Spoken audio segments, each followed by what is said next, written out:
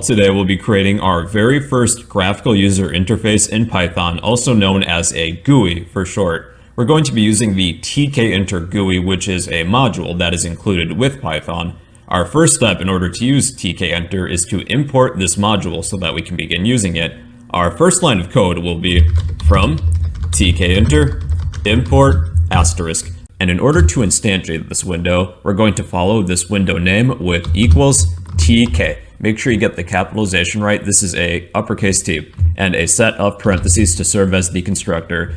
What this will do, and I'm just going to add a comment, is instantiate an instance of a window for us. Now what we'll be doing is customizing the appearance of this window. Let's begin by changing the size, and we can do that with the geometry function.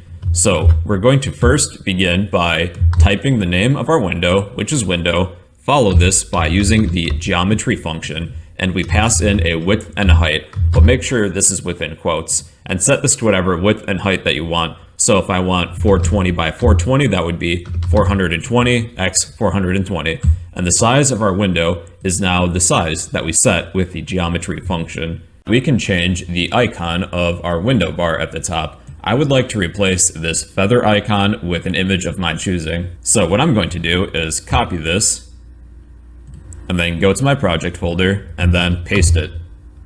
Click OK, and I now have this image within my project folder, but it's in a format that we cannot use currently. We need to convert this to what's called a photo image. That is a format that Tkinter can use. So we'll need to convert our image to a photo image. So let's give our photo image a unique name, like maybe icon. And in order to create a photo image, we'll follow this with equals photo image. And within the constructor of our photo image, there is an option for file. We can either list the file name or the file path if it's somewhere else on your computer. Since this image is within my same project folder, I only have to list the file name. And this is called logo.png, and this is probably going to be named something else for you though.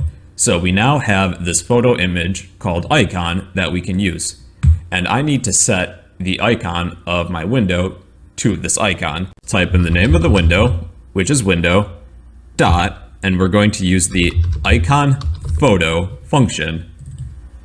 There are two arguments. The first we're going to set to true, and the second is the photo image that we want to use, and this photo image is called icon. So we're going to pass this photo image as an argument to this function of icon photo.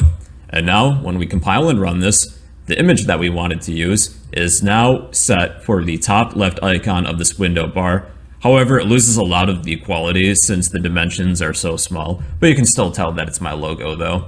So that's how to replace the icon of your window bar in the top left corner. Now let's change the background color of this window, and one way in which we can do that is to use the config function. You can use the config function anytime that you want to make any changes to this window. So let's change the background color here, and there is an option called background. And we can set this equal to either a color name or a hexadecimal value. Let's begin with just some color names. Let's say that I want the background color to be black. I'll just type in the word black here, and this will change the background color of my window to black.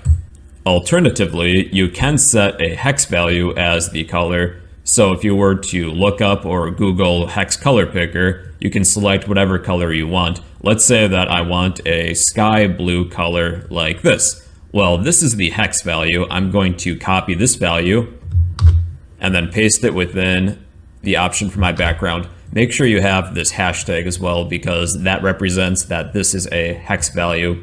So now the background color is that sky blue color that I picked.